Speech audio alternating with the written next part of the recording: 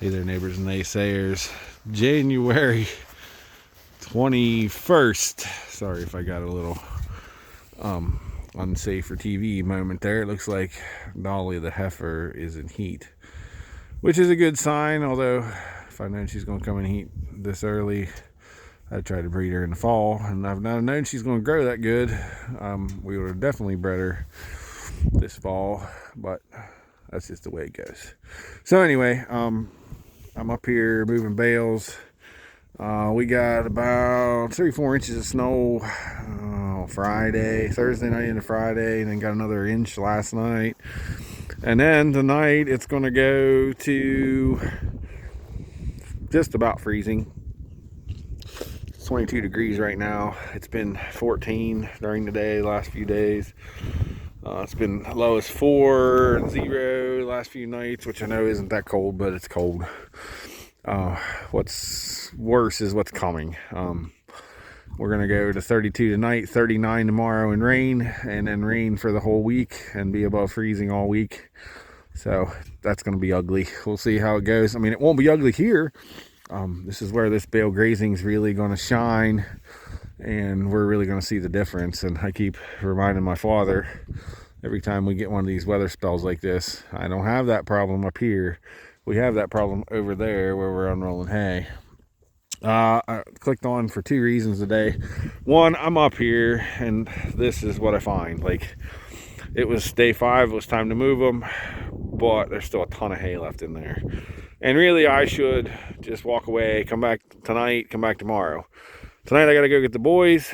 Tomorrow, I got to go to work. So this just becomes, all right, we're going to move the ring, and we'll waste a little bit of this. Now, they'll come back and eat a lot of this because they can't reach it as well in the middle anyway. So it's already a busted bale. They'll come in and eat it.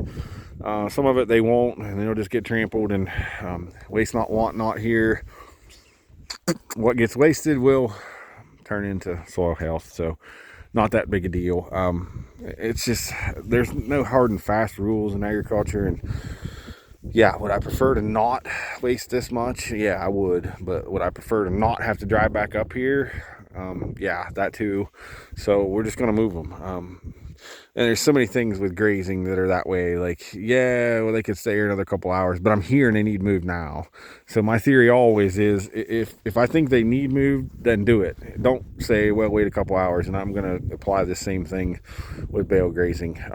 You know, I could leave them until the night, but they could run out, or leave them until tomorrow morning and let Dad do it, and they might run out. And I don't want that. I'd rather waste it than have them be hungry. So that's what we do. I just wanted to show that the other bale ring is pretty much empty. And oddly enough, the other bale ring is first crop hay of lower quality by the hay test, but they eat the first crop bale first before they eat the second. Why that is, I don't know. Whether they're balancing their need, whether it's higher fiber, higher carbohydrate, I don't know. But they do. And it defies all the hay tests and all the knowledge that we have, but that's what they do, and that's okay. They got to mix for a reason, and they can eat whatever they so choose. I think part of it is when there isn't snow, they get turned in on these paddocks that's got some stockpiled grass, and they eat that, and they need that fiber in their gut, where they don't need it with this second crop. They don't bust into the second crop bale until later, and that's why the first crop bale gets used up first. Ethan's little Bessie calf, of course, she's late calf, wasn't expected. She says it's a little cold here today, but doing well for a cow that normally doesn't raise a calf. She's just here as a lead cow with these steers, so we'll take it however we can get it. I guess the other thought, and I'm coming on 4 minutes, and I hate to go really long, but I've been thinking with these videos, they're really getting some traction, and I hate to always just throw out content for the hell of content. I want to give a message. I want to talk about something that's worth a darn, and not just up here looking at the same damn thing over and over and over again. So while the calves they run out of salt, and so I brought salt up, and so now they're all standing around the salt tub, but so they're content right now. I wanted to show that ring before we moved, but one of my thoughts lately has been, I got some comments on Facebook or on YouTube, and that's great. I keep them coming. I like the comments. But some of them have been centered around, why don't you do this, why don't you do that? And we have to remember where we are at in the climatic zone of the United States, Canada, some other countries. What works for me may not work for you. What works for Greg Judy may not work for you. What works for a million other YouTubers out there in the world may not work for you, or books that you read may not work for you. So case in point, I bale grazed 10, 15 years ago. Oddly enough, I'd have to calculate how long ago it's been based on the bulls that we've had since. We've had Lenny about 3 years. We had a Hereford bull for about 8 years prior to that, so that's 11. We had a Murray Gray bull for 3 years prior to that, that's 14. So at least 15, maybe 20 years ago, through these trees and below that other road over there's another fence row halfway up the hill. We bale grazed there then. And that was really grandma math there, trying to figure out how we got to where we are. Grandma math is adding up by when the kids were born and when the people got married to be able to figure out how to go. A little side note here, my dad had a housing plot up on the other farm. And you might be able to see it up there. And, when he moved out and we moved to the farm, my cousin moved in that spot.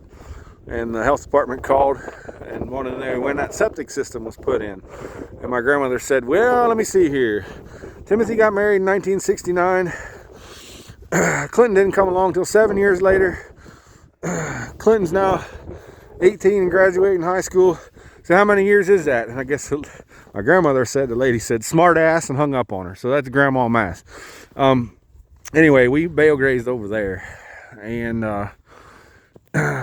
back then, the knowledge we got was out of Saskatchewan, and it was put in Missouri, I guess. Garris was doing some at the Forage Systems Research Center, and he was taking notes from the Saskatchewan grazers.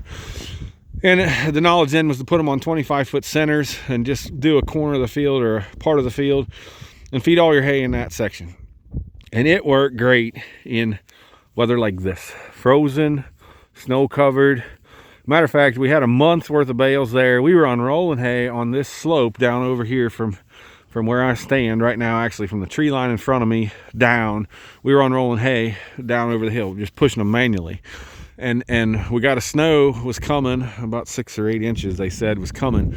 And I took off with the cows. I got home from work. It was almost dark. I took off with the cows, leading them over there to that bale grazing field. And by the time I was watching the bull and that's why I know it was the old bull, I was watching him come behind me, and at one point the snow hit, and with 25 cows, I couldn't see the bull. The snow was coming down so hard. When we woke up the next morning, we had like 24 inches of snow. We had to push snow out of the way to get to the cows to be able to move them or do anything with them. But anyhow, 25-foot centers work great. Deep snow work great in frozen ground, work great with any kind of snow, because the manure pack just kind of stayed there, and in the spring it all melted off and it just looked like you spread manure on that field and the grass grew right back up. It was not, however, great in our typical Ohio winter, where we had 32 degrees, 34 degrees, 40 degrees, 45 degrees. It just became a mud pit. Cows were up to their bellies, slogging through the mud. There was just no way to get out of it. It was muddy all the way to the water. The water, of course, frost-free water at that time was down over the hill near the creek, so we now had mudslides getting to the water. Just was not great, and that's because that was set up for Saskatchewan, where it's cold. It's cold all winter. It's froze all winter. It didn't work in Eastern Ohio. So we liked bale grazing. It was a great emergency plan. Then we kind of got away from it for several years because we just didn't need it as an emergency plan. And now we're back to it, and that's just because the researcher down in Kentucky came up with this, well, let's spread them out. And I never thought of that. Like, I never thought of, oh, well, if we spread them out wider, common knowledge would have told me, well, that's not going to work. It's just going to leave pockmarks all over the field and mud rings all over the field, and they're not going to recover. No, what actually happens is you got little tiny spots, and they're spots that are able to recover, and you'll get green and better spots in those areas. Yeah, sometimes we get rain and it gets muddy and nasty around those bale rings, but it's just one little spot in the field, so it's not eroding the whole field. So just be mindful as we are in this age where information is everywhere, that sometimes the information that we get works great in that area, but doesn't work great in this area or in our area. Sometimes there's parts we can take and pieces we can take and make things work, and the grazing is no different. If you follow the grazing out of New Mexico, New Zealand, Arizona, Texas, even Canada, it's not going to work for Eastern Ohio. I watch Greg Judy a lot because Greg and I are about the same latitude, longitude, or I guess I'm confused with which one's which. Longitude, I think, is what it is. We're about that same. He's a lot drier than I am, and I'm by no means trying to steal Greg's thunder. He is way far beyond me, but the weather's about the same. He gets a lot drier than we do, but that's about it. Forages are the same, species are the same, lots of things are the same, so that works.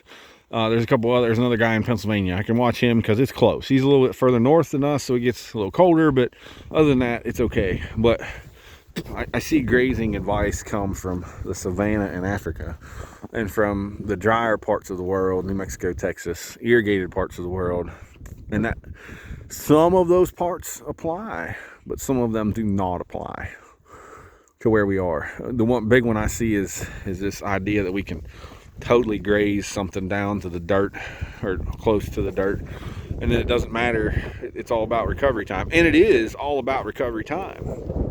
But in Eastern Ohio, if we graze that sward down that close, the only thing we end up with is mottleflower rose, ironweed, cockleburr, and horse nettle, and nobody wants that. So we have to adapt that a little bit, and that's where like adaptive grazing comes in, holistic management grazing comes in, management intensive grazing comes in. We can use those, but we can't use some of those other things. Eastern Ohio wasn't grazed by herds of buffalo and grazed down and moved on. Eastern Ohio was grazed by browsers. It was grazed by deer and elk and woods bison. And people will say, well, yeah, but there also wasn't any grassland in Eastern Ohio. No, that's not really true. There were, like this knob that I'm currently standing on was probably grassland at a time. It was higher or lower pH. Probably didn't grow trees really well. There was lots of bald knobs around here that were open grassland, and there was giant oak trees. You got to remember, nobody harvested the timber. Can you imagine what the timber looked like before we got here? It was giant, and it was savanna. It didn't look like what it looked like. Well, it looks like today in a managed woodlot. It looked like an old growth, and I got some places that look that way here. So we have to look back at what we've got, and also be mindful of where we are in the world and how our cycles and what we do affect what we can do. So, just because somebody says you can do that doesn't mean. Grazing pigs is another one that comes to mind. I see people grazing them in Idaho. Well, that's a whole lot drier climate than here. I see people grazing pigs in Iowa. Yeah, well, you can take tillage equipment across and level those fields up. Here, where we got 20 and 30% slope, I don't really want hogs tearing up pasture field and creating erosion in those places. Do I think that pasture pigs is not possible? No, I think it's possible. I think I'd love to have the time to research it. I just don't. But it doesn't work the same way everywhere that you see on the internet or read in a book. So with that, I'll say we'll see you next time.